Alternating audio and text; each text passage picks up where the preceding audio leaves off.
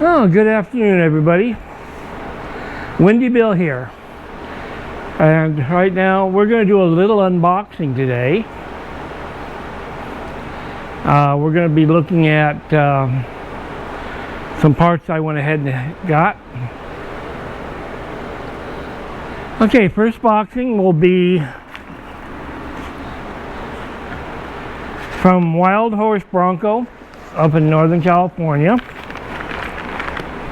And it's a simple boxing.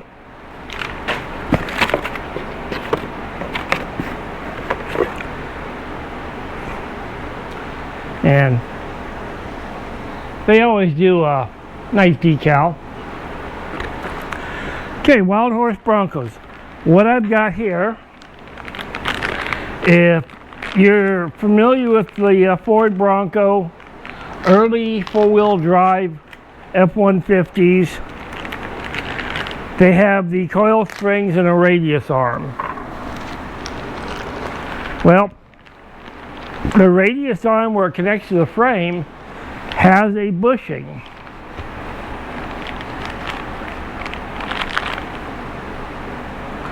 And it's a set of 4 bushings. They mount like this. They go through a bracket, your radius arm goes through here, and then they have a big nut, a big washer over here, and a cotter pin. These are now rubber bushings. I had the nylon bushings in there, and the problem with nylon bushings is even though I did have a set of degreed nylon bushings,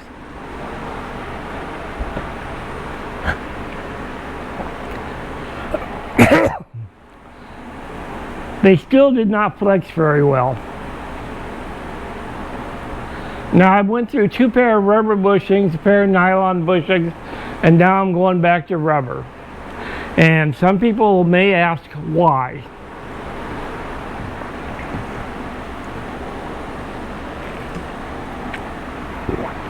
Oh, the smoke blowing into the valley is terrible today. Is why rubber?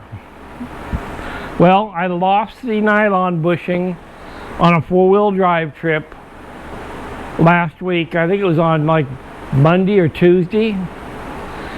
And I started hearing a clunk on the front end.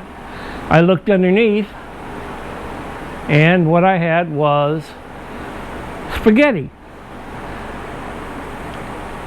The nylon bushing, when it finally failed, it gave me no warning that it was failing. I looked at it 2 or 3 weeks ago and it looked fine. When it failed into just a stringy nylon, blue nylon stringy web of what looked like kind of a wad of spaghetti. So, bad thing about nylon, they don't give you warning. Other bad thing, they do not give you a lot of flex. Good thing about rubber is the outside body, the part that goes in between the frames, they stay good. The outside dries out and starts falling apart. And you'll start seeing chunks of it kind of falling apart. When you see that, you know it's time to order a new set and replace them. They give you a warning. I've had very good luck with rubber. I've got a lot of nylons, but I'll tell you what, I like my nylon for the bushing for where the radius arm hooks to the axle. It's really good. I've got, the track bar has got nylon bushings. They hold up fantastic. They're really good. These just get too much abuse from the constant pounding on the axle over the really extreme rocks and the constant over flexing.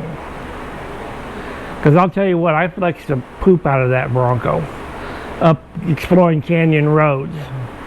So it's just going to be an unboxing. I'm actually going to do a video on when we put them in. So I've got those. We've got maintenance time coming up. So,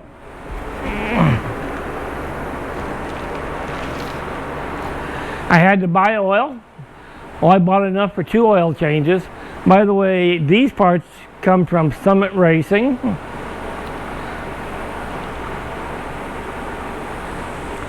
Right here, driven racing oil, and this is conventional 1550. And people ask me why 1550. I use 1540 year round, except in the dead of summer I'll go to 1550. We spend a lot of time on the rough trails, ranging between 800 RPMs and 1200 RPMs, with an occasional floor it and make a lot of noise. But the thicker oil stands up to the high heat. Now the good thing about the Bronco, I've got a high flow radiator, I've got a high flow quick cool or cool something, cool flow water pump, makes all the difference in the world. I use a high quality thermostat. I run between 180 and 190 no matter what I'm doing. At the earlier part of the week when I was out exploring, I was on an extreme off-road trail for probably 20 miles, doing about maybe 3 miles an hour, 4 miles an hour, just chugging along, going up over the rocks and boulders and the real drop-offs and ledges, just nothing that would be extreme rock crawling, just extreme rough. And I had good results. Well, if you buy oil, you have to buy oil filters. I used to use Napa Gold, but I was warned by 2 manufacturers to stop using them. And the reason being is they have one word that they changed on the packaging. They used to say made in the USA. Now they say made in China. So this was $22 for a filter. It's a Ford racing filter. They're supposed to be very good. The other filter I use is a Moroso racing filter. They work very good. Never had a problem with it. I've heard K&N is decent, but I don't know where they're manufactured at. And I've heard AMSOIL filters are good. Again, I don't know where they're from. I will not run anything made in China, made out of Chinesium junk. You don't know what you're getting. The problem is you're buying a good name brand, but if it's made in China, you have no idea what you're really getting. You do know you're getting garbage. Not good. Not the specs. The cheapest piece of junk they can make. So, yeah. So, US made.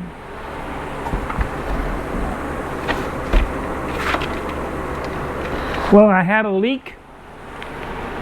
I got a drip from my oil pan.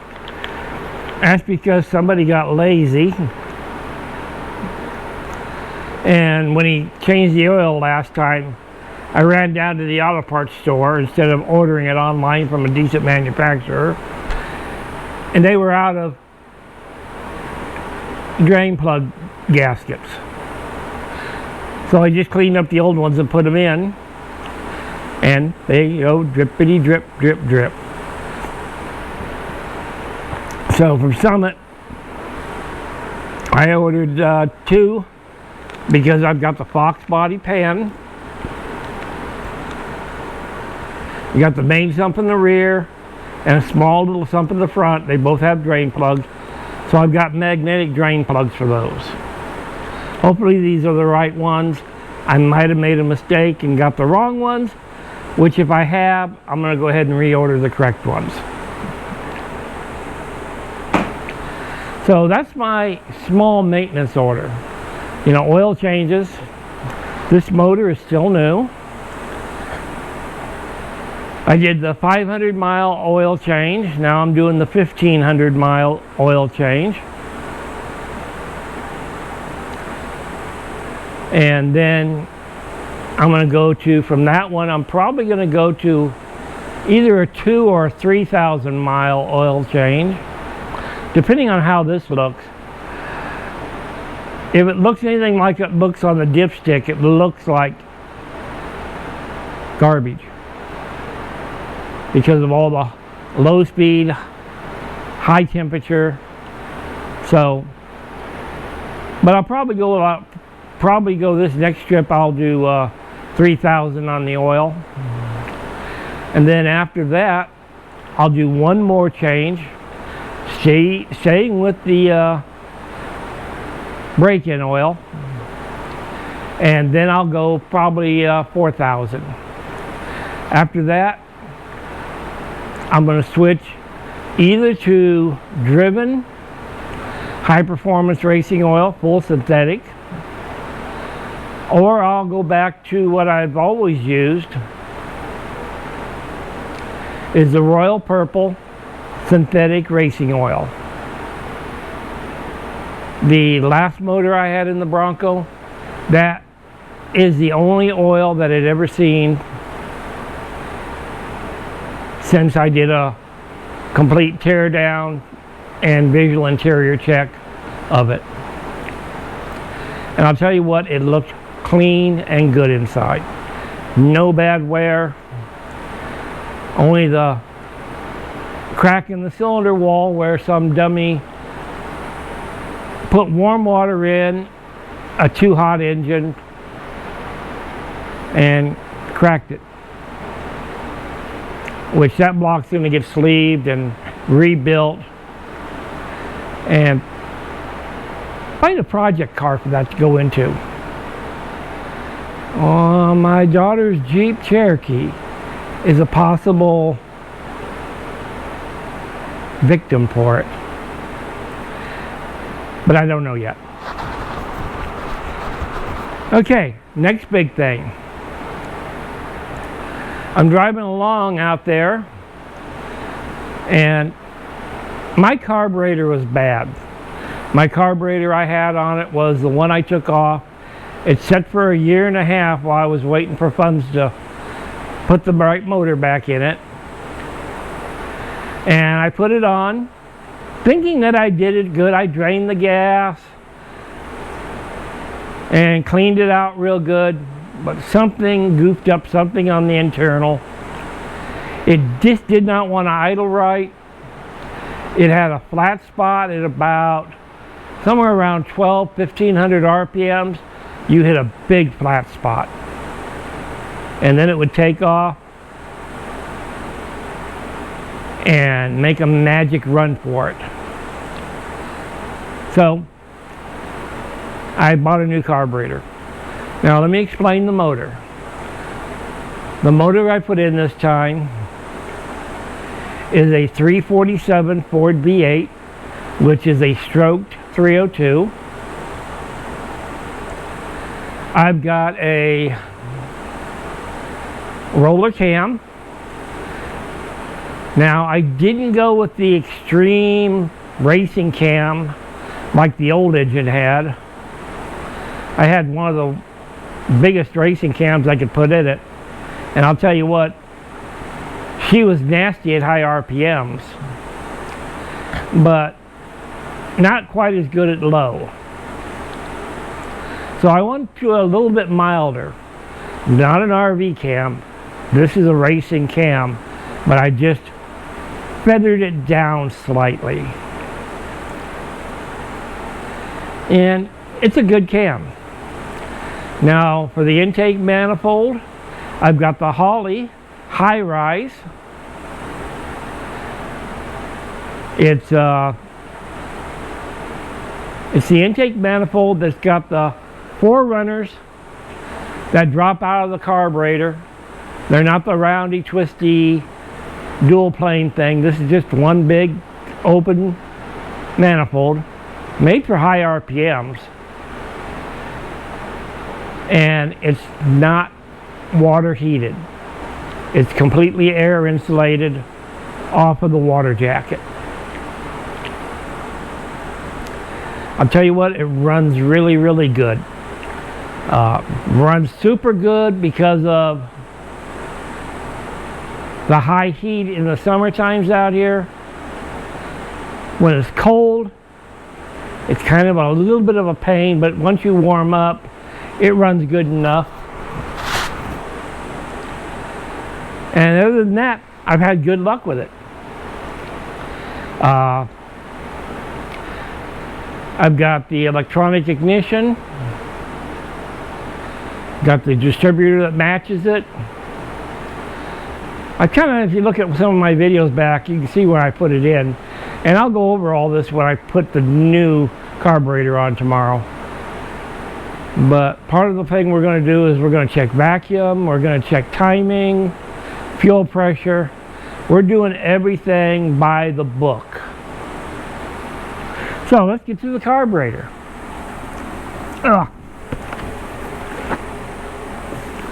Carburetors are heavy. Let's see.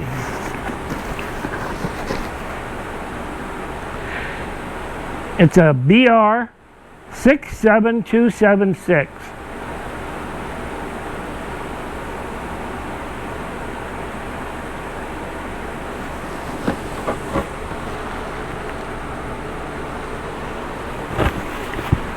It's not a Holley. I didn't go back with a Holley.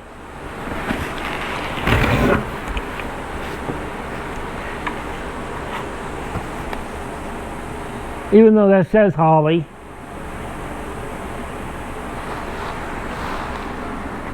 It's made by Holley.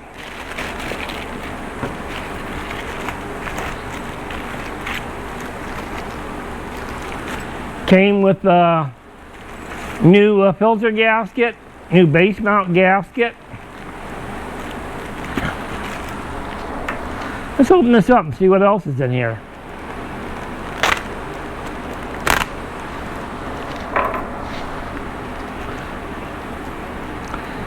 Now, sometimes I don't do true unboxings. And if I'm not going to do an unboxing video the day I receive it, I will open everything up and look at it. Check for damage.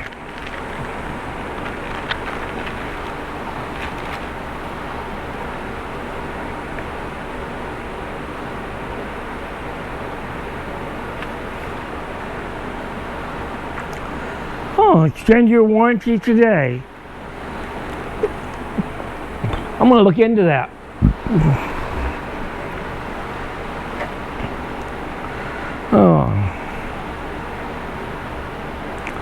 Oh, they want me to keep this in my glove box. I guess to be smog legal. I don't know. I guess my carburetor's smog legal. Is that good enough? I know nothing else is. Oh, I got some parts.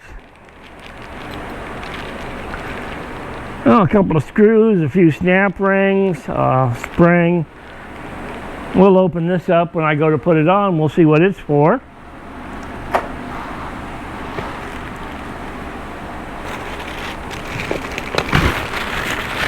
Okay, here's the carburetor.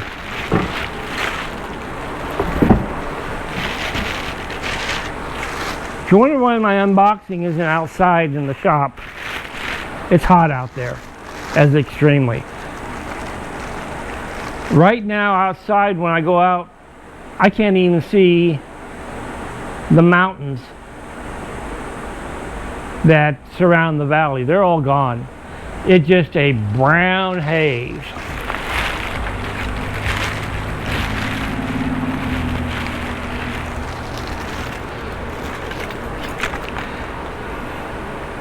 And here be the carburetor, folks. It's a Holley Brawler. This is a 650 carburetor. I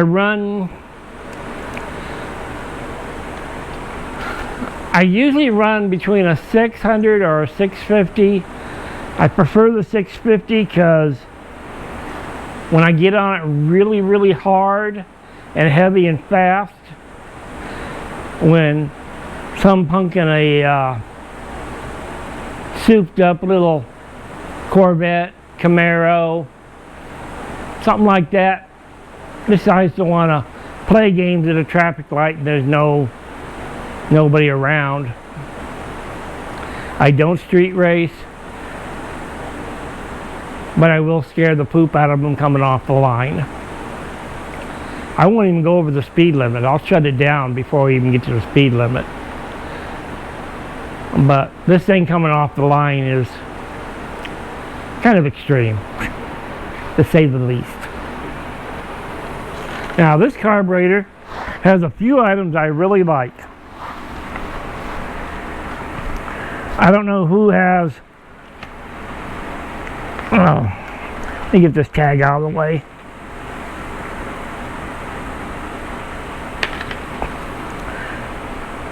Okay, there we go.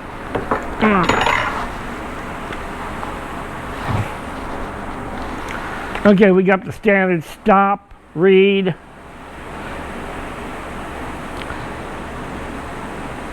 So we'll read that before we put it on. Everybody familiar with Holley carburetors and how you set the float level?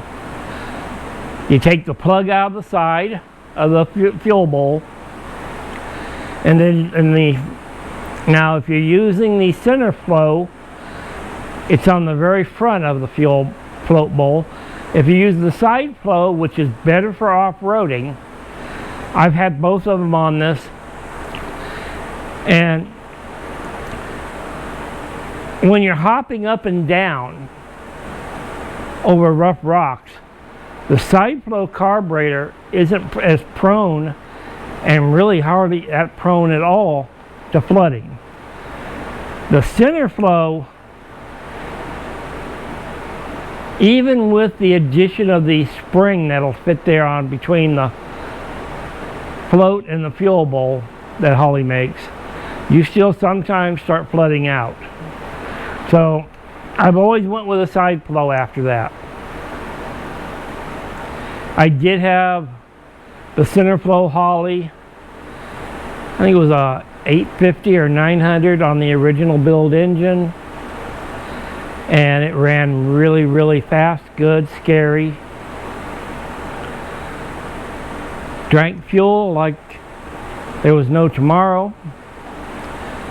Oh, that was the motor that I had put premium fuel in, and then a bottle of octane booster in each 12-gallon tank, just to keep it from pinging. It was nasty. It had 12-to-1 compression ratio. Yeah. Built that one in about 78, 79. That was my wife Teresa's favorite little toy to take out and play with. You know, Teresa was very small build, thin little girl, driving the big bean Bronco at a stoplight, and decided to just goof around with our locals. You know, when you live in a small town, you know everybody. And from a traffic light, she could scare a lot of people that thought they had hot cars. All right, back to this carburetor. I love it. Side float. I do not use a hose. That strips on with a hose clamp. Everything I've got is the wire braided hoses with Earl fittings. I even got the special fitting to go here, made by Earl. This does have an electric choke. I'm debating if I'm going to keep an electric choke or go to a manual choke. Usually I have the electric choke, I turn it till it's almost all the way off. Really, really cold weather, it works a bit for a short period of time, then gets turned off. I don't like them. My original build was the Big Holly, had no choke at all on it. No choke housing, none of that. You know, none of this stuff. It was milled all the way off from the factory. It was a good carburetor. Okay, this is an all-4 barrel.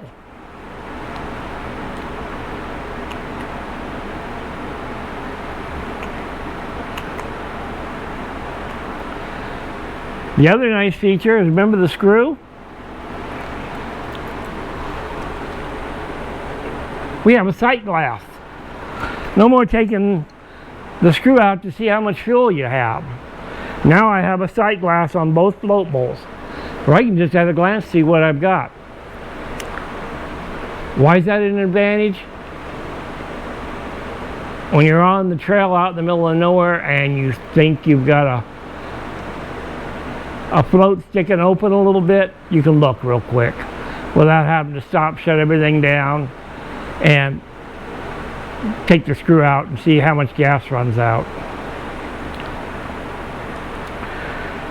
This carburetor, everything is adjustable. All your air bleeds are replaceable, adjustable, removable. It's all supposed to be very adjustable. We have a metering block on the front fuel bowl and the rear fuel bowl. Not just a metering plate, but a whole metering block. I have idle adjustment screws on both of them. And overall, this looks like it's going to be a pretty nice carburetor. We'll see how it runs. I got vacuum advance. If I want to use my vacuum advance on the carburetor, from the carburetor to the distributor. Right now I've got the distributor locked down on a manual advance.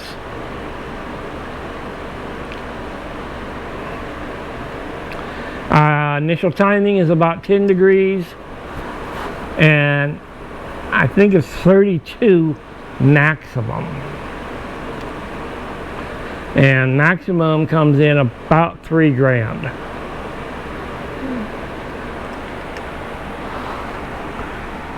So we're going to put that new carburetor on.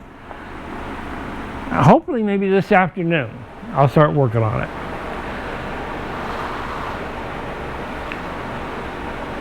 We'll see what this weather's like with the smoke and the yucky weather. It's hard to breathe out there. My shop has no air conditioning at all. I share the shop with my daughter, Whitney, and with her husband, Casey. And he pointed out to me, because his toolbox was closer to the swamp cooler than mine. Mine was clear on the opposite end. And he was showing me that his tools were starting to rust. And a bunch of other things. We had a table saw in there, and it started to have rust on it. So we decided not to run the swamp cooler with water. We run it with the fan, but no water anymore. We just didn't like the way it was making everything rust. We ran it for a full year that way last summer. And it was decent inside there, but now it's not. So I'll start working on this here in a little bit. and then I'll work on through the night, probably until about 1, 2 in the morning, when it's a lot cooler out there to work, have the doors open. I find myself doing that a lot nowadays. So I'm going to let everybody know just what's going on. Yeah, when I was out with that, the carburetor gave me problems that was on it. And as I said, it had problems to begin with, and it gained a big problem. Is it thought it was a Camel, and the fuel tank was its watering hole. You could literally smell gas in the, practically smell the gasoline smell in the exhaust. It was so rich. And the fuel mileage, I actually had to use my 5-gallon gas can reserve to get me home because it guzzled down that tank so quick. So we'll see what this does. Hopefully it'll improve that a lot. All right, the Pegasus will be back on the road. Hopefully tomorrow. Maybe the next day, depending on what's going on, or the next day. And because I'm going to do the carburetor, the oil change, the bushings on the front axle, radius arms. Oh, I don't think I'm going to do much else. Oh, check the timing. Set the carburetor up with everything. I am going to put in the future, Fast Fuel has got a fancy tuning air fuel mixture sensor, but they also make a dash mounted one, which is just a round gauge that mounts in your dash to a control box, and you use one CO2 sensor on the one side of the exhaust. Now they have it for two, one for each side, and you can read them. But in talking to the rep, since my intake manifold is an open intake manifold, it's not a dual plane. So anything I adjust on it adjusts for all 4 of them all the way. I turn one idle screw and it's all 8 cylinders, not just 4 on one side and 4 on the other. So it's not a dual plane. So with that, he says the signal sensor is going to be all you really need, because everything going into the motor to all 8 cylinders is all the same. No matter what you do, you cannot change an individual side of the motor, individual bank. So we'll go with that. Probably going to look at plugs while I'm at it. I may have to put a new set of racing plugs in, but we'll see. I think those are Champion racing plugs right now, but we'll take a look at them, see how they look. If this bad fuel situation I had on the way home fouled them up too bad, I'm just going to replace them, and we'll just go from there.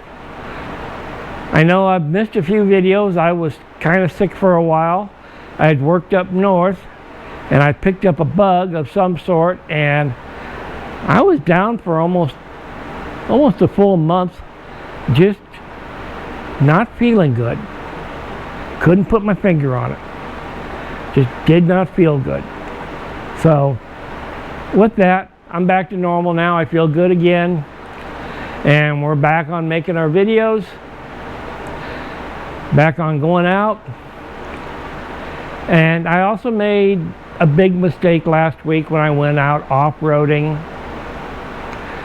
Seeing how my air conditioner is not in yet, I just drove with both windows open, which is alright. I love that. Even with the air conditioner, I'm going to do that. But it was 107-degree weather that day. I wore my seatbelt, 3-inch Racing Suite seatbelt, but it wasn't snug tight. It was snugged a little looser than normal, which I'm going to fix again. And I didn't wear my harness, my 5-point harness. And I came home that day. I felt like somebody had put me in a rock tumbler and turned it on for a few hours.